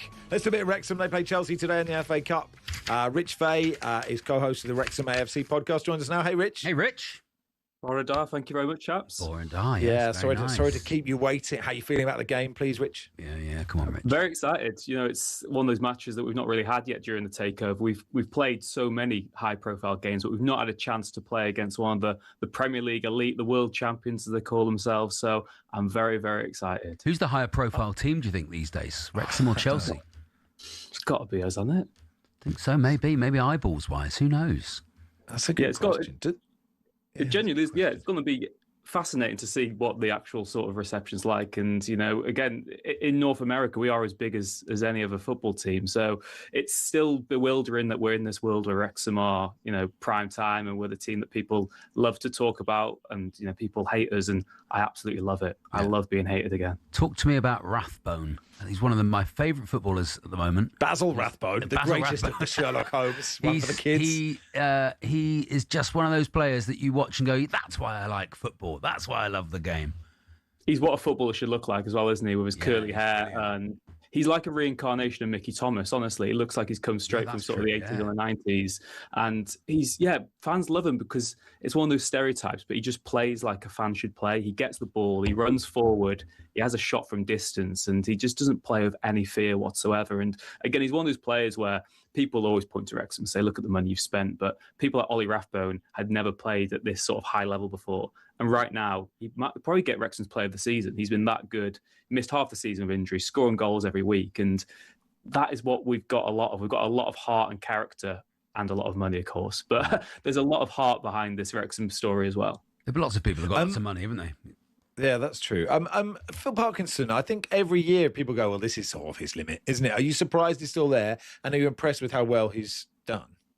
I'd be lying if I said I wasn't surprised. You know, I always get dragged into this as well. It's like, is this the year where he finds a ceiling where we can't go one better? But I stand by it. He is the signing of the takeover. Absolutely. He's the backbone of Wrexham's success, because I say it all the time. You could easily have hired a sexy manager who wears white trainers with a suit and wants to gegenpress his way out of the National League. Instead, we got someone who's hardworking from Chorley, who believes in these fundamentals, that if you work hard, put the effort in, you get the results. And it would have been so easy for Wrexham to sign sort of mercenary players who just wanted one last payday to be mates with Ryan Reynolds and to sort of get their reputation enhanced. But what you have to do to play for Wrexham is you've got to work hard. And if you don't work hard, you won't play. And Parky, every single season, proves his doubters wrong, because he adapts his football, he plays to his strengths, and sometimes it's long balls, sometimes it's quick transitions. But his job is to win football matches. And we do it most weeks. Yeah, and actually that's interesting in that I think there were quite a few old, too good for this level players that turned up. But as you get higher up the leagues, it's quite hard to sign those kind of players, isn't it? You have to adapt. Yeah, again, I think in the National League, it probably is quite easy to buy players, because you just buy anyone who's in the Football League, and it's quite easy. They do shine and they stick out at that level.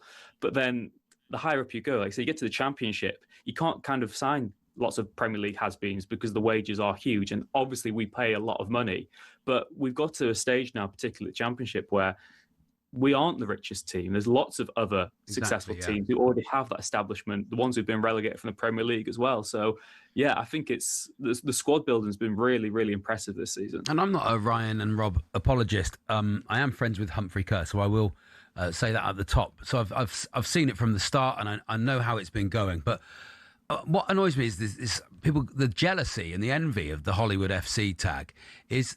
These are just good owners. What's come in is good owners. They've come hang in. on, the jealousy is part of football, Charlie, isn't it? Yeah, no, I'm of course, no. But the way it's thrown at them, particularly, this is just modern media. This is the way things are done now. The way you make your club successful a lot of the time is by creating media, creating content. You look at KSI getting involved at Dagenham and Redbridge. You know that will do Dagenham and Redbridge a lot of good.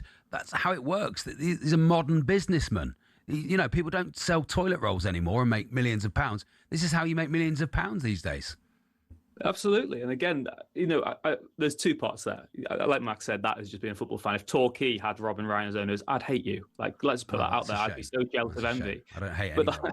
I'm sorry, I do enjoy a trip to play more. But the whole point is that, like you said, we're a lot of it is jealousy, because what do you actually want from an owner? You want owners who have ambition, who have the funds and just the backing and the belief. And one of the misconceptions, I'd say, of Wrexham fans is people always say we're really cocky, arrogant, self-entitled. Okay, some of us are. But mainly, we just have belief and optimism. And so few football fans actually enjoy going to watch football matches. Agreed. Or have that belief and optimism that things could be good again. And we are still sort of North Walian pessimists, but there is this North American optimism and this kind of American dream that if you can dream it, you can achieve it. And, you know, when Robin Ryan bought the club, people laughed them off when they said the ambitions to get to the Premier League. And now we're sixth in the Championship, in the fifth round of the FA Cup, and people are starting to realise that, hey, these guys, they talk the talk, but they're walking it as well. Yeah, is it quite interesting? Because I imagine the journey has been, everyone's like, oh, this is cool and exciting and different, and everyone's like, oh, actually they're good and I don't like that. And so like that's where the jealousy comes from, right? And I have no problem with it. I'm jealous, and you know, obviously they're businessmen, right? It's nice, they are better owners than most people. You know, they're not human rights abusing nation state, but they do have like hedge fund money or something behind them, right? It's not so like does everyone. it's not the dream, right?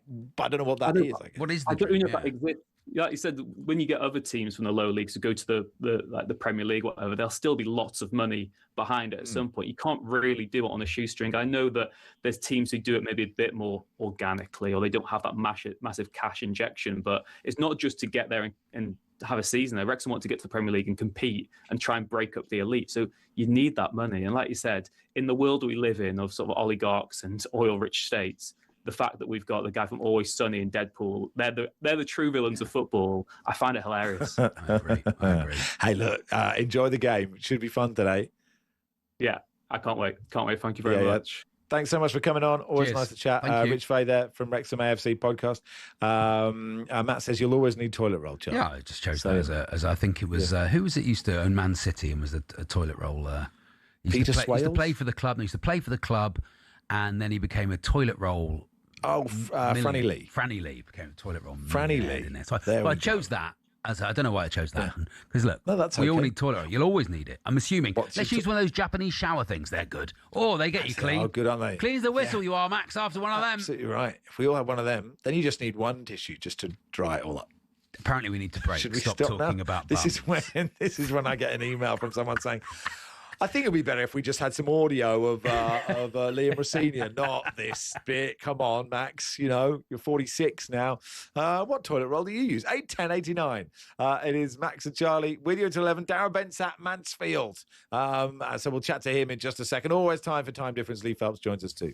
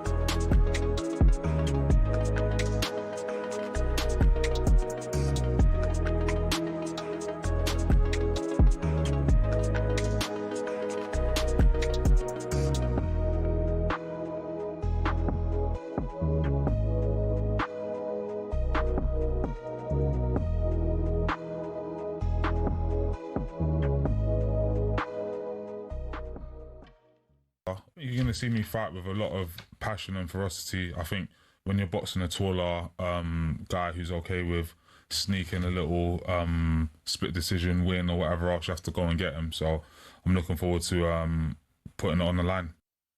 He knows you, you know him. There's a fair bit of mutual respect, is there, Tony? Definitely, he's a top fighter. He's someone who never ducked, so I respect that. I mean, have you had history together before, as in sparring together? I know you were in the Rio We never Olympics. spar. We never spar together. We went to the same Olympic Games, but we never spar. It was to the cruiserweight. It wasn't a cruiserweight. Yeah. He picked up the bronze medal. You got the gold medal that year. Yeah. So it's an interesting time and an interesting clash. Did you ever think you was going to fight him? I mean, when he went up to the heavyweight, of course, I was like, okay, maybe I can fight him, and especially because he's in the top 10, so that's a good opportunity. How important is it getting home advantage as well? Because we was over at the Paris Olympics. You come up and done a piece for us for talkSPORT, actually, which was great. You brought your gold medal. I was hoping to see that today, by the way. But but you brought your gold medal, and it was fantastic. But they love you over there. You were sitting with the president at the time. Yeah. I mean, it's really great for me to have the opportunity to fight in Paris. I know Frank and George Warren been telling me that they want to build something great in France too. So yeah, let's do it. I'm really, really happy about the fact that I'm going to fight in front of my public. I mean, winning a gold medal. What has the transition been like, Tony, going from Olympic gold medalist to professional fighter? It's really tough. It's really tough because it's not the same style of boxing.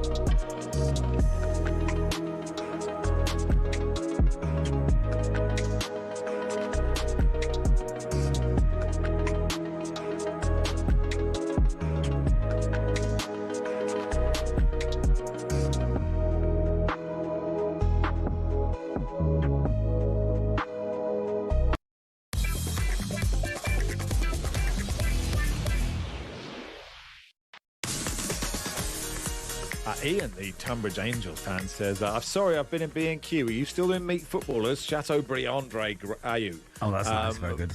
It is nice. We didn't really do it, Ian. Didn't do it, Ian, but just thank things you. happened. Stop Good luck talking with about thank Tunbridge you, Ian. Angels. Let's go to Field Mill then. Darren Bent, your co-coms for Mansfield Arsenal. Hey, Benty. Hey, Benty. Gentlemen, how we doing? We're right. Oh, yeah, very nice to really speak to you, good. Darren. It's got all the ingredients, hasn't it? Early kickoff. The fancy dance won't be ready. The pitch is a bog. This is all good, isn't it? Yeah, it is. It feels like a proper FA Cup tie.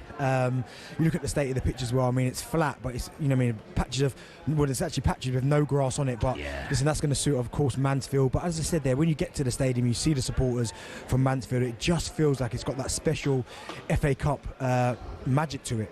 Yeah, Get out there, score, flat, isn't it? Yeah. Bit of a shame the pitch is flat. If it was just a bit, just undulating, like Underhill, big hill, amount of crampons that Hincapié would need to get up the left-hand side. What do you reckon, Arsenal? What sort of side do you reckon Arsenal are going to stick out today?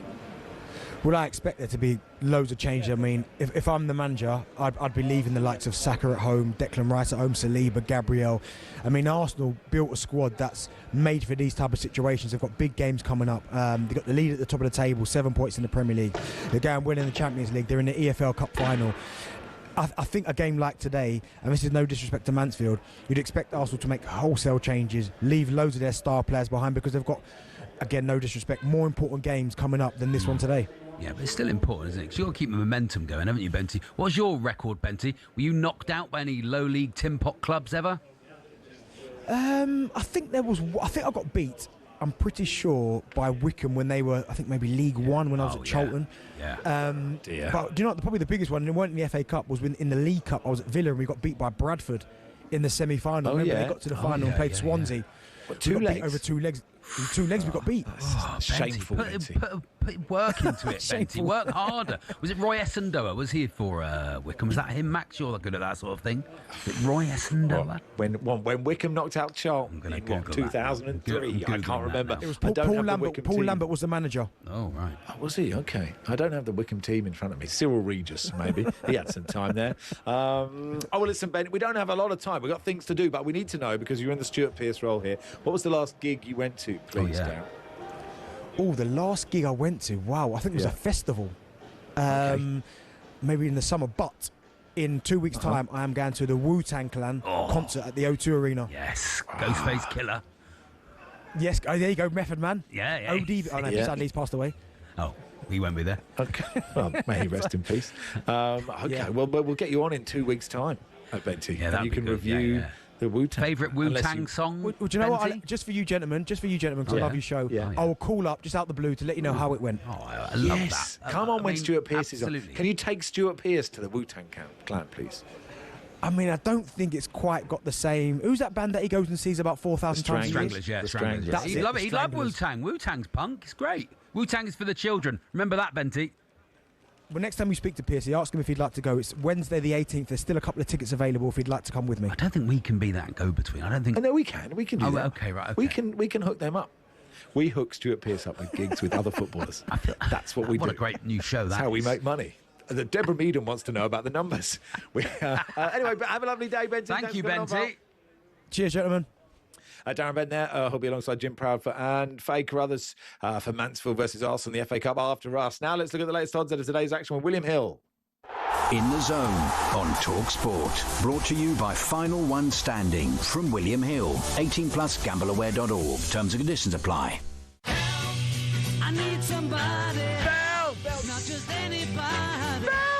You know, I need someone. Welcome, Lee Phelps. Good morning. How you both doing? Good, thank you, Lee. Yeah, good. Thank you. Very good. 3 big games in the FA Cup today. What chance, Mansfield? 14-1 they are to win the game in the 90 minutes. 17-2 the draw, and Arsenal are 9-1 on. Obviously, we're waiting to see kind of which Arsenal team turn up here. The odds might change slightly, but you'd expect Arsenal to get the job done. But it doesn't take away from the fact that, fantastic. Obviously, you're talking about the pitches. My team, Grimsby Town, tried the old dodgy pitch routine on Wolves, didn't they? Didn't quite work out. But here's a bet for you, though. Lewis Reed has scored 3 goals in the FA Cup for Mansfield this season, 2 in the game against Sheffield United, of course, and 1 in the last round. He's 10-1 to score today. That might be a bit of a stretch, but now you can back things like shots on target. He's just under 5-1, 24-5 to have a shot on target in the match. Surely he'll have a shot on goal if he gets a chance. So yeah, I like that one. 5-1 for Lewis Reed to have a shot on target against Arsenal. Could you or Grimsby lot do something to Bromley today? That would be good for me. We'll try. We've got to go to Accrington. Yeah, we've been in decent form, to be fair. Bromley are going to win. Bromley have Bromley are drawn going to win the four league. of the They're last going to win. five. They're going to win the league. They've drawn 4 of the last 5, Charlie. I know, we too tough. conceded last-minute penalties to MK Dons. Very upsetting, because that would have been a massive win, but still only 1 defeat in 18. Not that anyone else cares, but I do care. Wrexham-Chelsea. This will be interesting. Yeah, well, Wrexham are just under 5-1, same price as Lewis Reed, by the way. 24-5 to win this one in the 90 minutes. 7-2 the draw. Chelsea are 4-9. We've got an epic boost on this one. That's Chelsea to lead at half-time, which they've done in the first 2 rounds of the FA Cup. That's evens from 4-6. Would anyone be surprised to see a shock there? And I think if you're going for Chelsea, I'd put in a goal for Wrexham. You know, that the momentum, as you just heard from, from the guys at the club, the momentum at that club is fantastic, and it'd be brilliant to see them get through this one, a real fairy tale ending to this round. But yeah, I'd go Chelsea to win and both teams to score on that one. I think Wrexham will give them a right good game. It's a good shout. What about the late kick of Newcastle Man City? Yeah, as you guys were saying, 5 times they've played each other this season, of course. So this will be the 5th. Newcastle 21-10. So just over 2-1, 12-5 the draw. Man City 21-20. City have got the edge, haven't they, this season? But at Newcastle, that big win against Manchester United will have given them the confidence. Another epic boost on this one. It's City to score in the first half. Even money from 8-13. They've scored 6 first half goals against Newcastle in those previous 4 games. So win or lose. And they seem to score early against Newcastle. So, yeah, that's the epic boost on that one. I've picked out a bit of an acca away from the FA Cup as well, if you're interested. Please. Yeah, go on. I'm going to go Coventry, Ipswich, Sheffield United and Motherwell. So you get your ACCA boost, 4 or more picks, you get your ACCA boost activated. Obviously, Coventry had a bit of a tricky start. Well, December, January was rough, but it looks like they're full steam ahead towards promotion now. 4 straight wins. I think they'll make it 5 at Ashton Gate. Away from home, I think they'll win.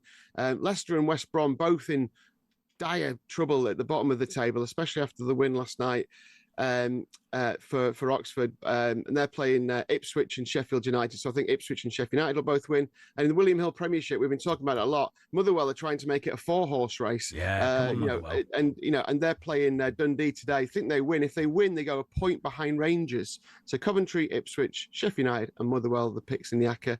And we're gearing up for Cheltenham next week. Of course, I'm there. Yeah. Be there, Lee. I'll see you there. I'll come and find you with my microphone. Oh, what day are you there? I'm there all week, Lee. Oh, fantastic. We will catch up. I'm there all week as well. I was going to say, Lee, we never really talk about Cheltenham on this radio station, but what? No, not mentioned much. What's what's it up? like? What goes on there? Yeah.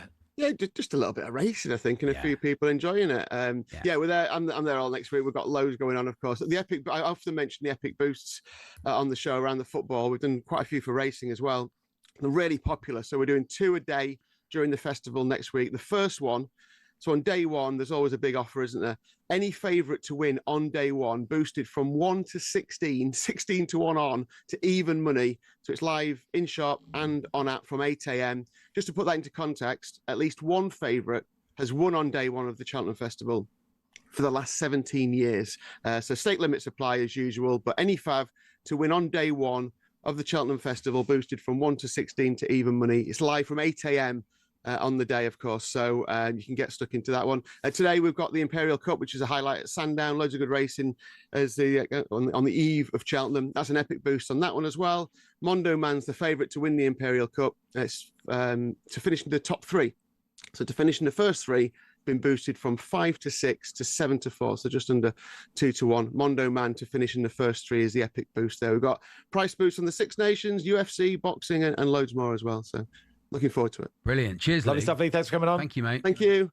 Lee Phelps there. That was an odds update. All thanks to William Hill. You can get an epic boost on any favourite to win on day 1. This is what he's just repeating what he told me.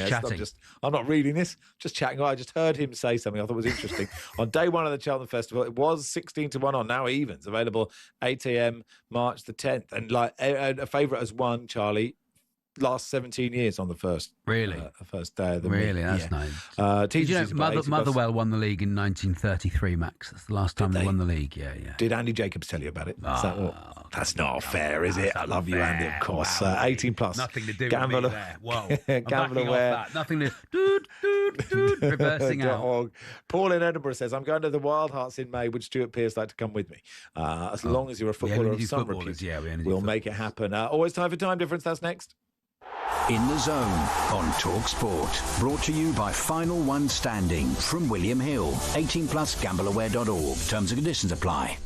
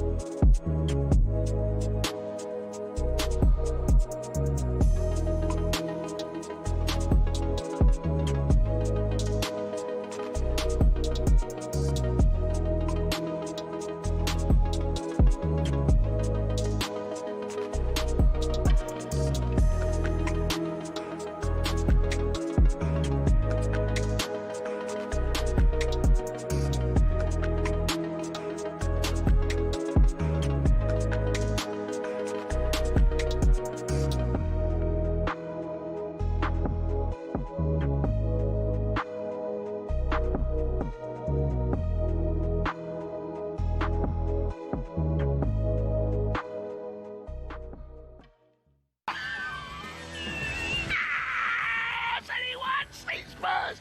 Today is to do. Honestly, today, can you me today is to? You want to win? Hell of a beat to the Europa League champions. Honestly, the Europa League champions. The Europa League champions. Beyonce. Chicky, chicky, kick, chicky, chicky, chicky, can you me chicky? You want to win? Hell of a beat the big cockerel. Honestly, the big cockerel. Saves by the stadium. There's that signing. Where is he? Can you me as that signing? You want to win? Hell of a beat the Morgan Gibbs White signing. What happened to that one? Where's he gone? Can you me Morgan Gibbs White? You want to win? Hell of a beat to the Williams signing. Big Edge. Big Edge. Your favour. Can you me Big Edge? You want to win? Hell of a beat Edge. Big Edge. AJ Tracy. Seven Sisters train station. Adele. 3-point lane. There is to do. Jamie Horror. You want to win? Hell of a beating. Ticking. Adele. Chicking. Adele. Chicking. All right. Chicking. All right. Adele. You want to win? Hell of a beating. Crestfallen. Adele. I'm crestfallen. Chicking. Adele. Hello. Chicking. Adele. Hello. Chicking. Adele. Hello. Chicking. Adele. Hello. Chick. All right. Adele. Come on. Adele. Spurs. Hello. What are you doing to me? What are you doing to me? It's the worst Tottenham side I've ever seen in the Premier League. It's the worst team I've ever seen ever.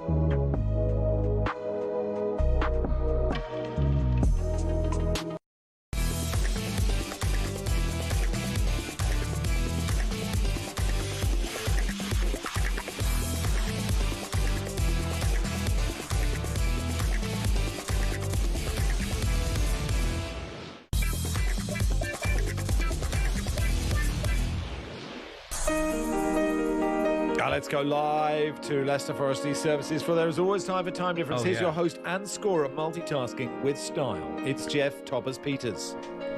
One more. Sorry, morning. Hi, Jeff. Morning, Jeff. Morning, chap. So this going is on, the Jeff? quiz where our two contestants, Max and Charlie, have to guess the times when Really randomly big sigh then, Jeff. This is the selected quiz. goals were scored. This is the quiz. There'll be 5 of them. A margin of error will build. The person with the lowest overall score wins. There are rules about direct hits, etc., etc., and we'll come to that as and when Sounds if a good we idea. have to. So this year, in terms of the scores, it is Max 4, Charlie 5. So Charlie won last week, so Charlie will go first. So let's get it on. Let's get moving. Let's get it on, Let's Max. get it on. Let's get it on, Okay, Jack. Wow. saucy. Yeah. What a talker. Time difference. What a slick talker. Here we go. I think Max hit the break at the right time for once, so I think we should be good to Wow. go. So Now he's go. putting Max under the bus. Max is throwing Andy under the bus. Unbelievable. Oh, I missed that. What happened? I'm the only one surviving here. Oh, come on. Just get on with it. People should Charlie. come and Just- see me live on tour between September and May. Goal May number next 1. year. Goal number 1. We're going to do Newcastle against Manchester United. Nice easy one to start with. William Asula getting the winning goal for Newcastle. Charlie to guess first. When was this game? Can you remind me when this game was? Wednesday. Wednesday, yeah. And it was Man United Newcastle. Newcastle Man yeah. United. And which goal are you after? William Asula. The first one. Was it the first goal? Yeah. William Asula's goal. No, that's all you've got. Oh, okay, all right. Well, I did say, in which minute did William Asula score the winning goal for Newcastle? Oh, the winning goal. Yeah, great. Thank you. Yeah, very good. It was the 88th minute. 91. Let's see how that goal went in. What a goal! What a goal! Will Asula on as a substitute! That went in the 90th minute, so very close. Max 1, Charlie 2. Max goes first for goal number 2. Tottenham against Newcastle Thursday night. Sorry, Tottenham against Palace Crystal Palace. Thursday night. Yeah. Palace won by 3 goals to 1. But in which minute did Ismaila Sarr score for Palace? Max to go first. 40th minute. The 40th minute. Yes, this was the. Was this the penalty? This was the penalty. Maybe it wasn't. Yeah, I'm going to go around 42nd minute. Let's hear how that goal went in. Spurs 1, Crystal Palace 3. Ismaila Sarr has his second, and this was so simple. There are boos already ringing around the stadium. You said, when did he score? So I went for his first. You said his second. Yeah, well, that's what. Well, it says on my sheet here. What a nightmare. Which minute Oh, did? dear. This has been outsourced. Okay, well, we'll have to go with This it. has been outsourced today. Anyway, I've got 40 minutes in front of me, so Max stays on 1, and Charlie was 2 minutes out onto 4. We'll move on to the third one very, very quickly. Okay, fine. Goal number 3. It says here. This is what's written for me. Man City 2, Notts Forest 2. That's what it says on my script. Wow. Okay? Wow. That Okay, is what it someone's says in on my trouble. script. Fine, That is fine, what okay. it says on my Has script. AI done Jeff this? Peters. Has AI done this today? Has someone outsourced it? I'm just doing what I'm told. I'm just a humble scorer who's just helping out today. I understand. You're So, a good man, Jeff. Elliot Anderson. When did he what a score player. for? It says here Notts Forest. I'm not saying anything. That's what it says on my script. So, in which minute did Elliot Anderson score his goal? And it's Charlie to go first. Who is it? Nottingham Forest v? Man it's Notts City. yeah. Oh yeah, Man City. Yeah. Elliot Anderson for Notts. For Notts.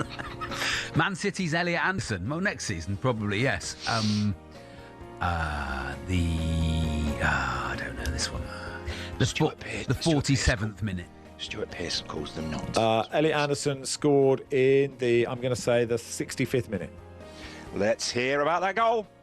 Manchester City 2, Nottingham Forest 2, and it came from the right foot of Elliot Anderson. 75. 76. Oh. Yeah. Anyway, still good. So Bad. Charlie's guess of 47 Bad. was 29 Really bad. minutes Yeah, out, and 29 plus 4 equals 33. So he's on 33. Max 11 minutes out with his guess, so he Max moves is on doing to well, isn't 12. he? So You're playing Max really is well, flying. Max. And it's Thanks very much. Max to guess. So goal Okay, here we number go. 4 is Curtis 2 minutes to do Jones this. Yep. scoring Yeah. Liverpool's third goal last night. Curtis Jones. Max to guess first. That was in the 65th minute. 75th minute. Let's hear about that goal. Oh, Curtis Jones, and he slots it into the bottom left-hand corner. That's another wonderful finish, and Liverpool lead 3-0. Oh, not so many goals, but so close. 74th minute that went in. So if Charlie had got got a direct. Yeah, if he'd got a direct hit on that, it would have been back to 0-0. But Max 11 out onto 23, Charlie 1 out onto 34. So Don't mind 11, it. I don't mind it. 11 is the gap. It's Max to go first. 30 seconds to go. Here we go. Okay, Will Lancashire for Oxford United to put them ahead at Preston last night. Will Lancashire. Is that the opening goal? It just said Will Lancashire put Oxford ahead 2-1. That's what it says here. Oh, 2-1. Okay, fine. For 39th minute. I think you've let me in, Max. I think the 51st minute. Let's hear that. Goal went in. It drops to Mills. Oh, everybody left it and it's in. And Oxford have the lead again, and it's Stan Mills. Well, I think Lancashire's going to claim this. Stan Mills, Danny Mills' son. Yeah, so that goal went in the 54th minute. Charlie, back-to-back leads 6-4 this year. Yeah. Eat it. Well done, Charlie. Thank Well you, done, Max. Jeff. Me and Take Barry care. back tomorrow at 11. Game Day Live next from Mansfield.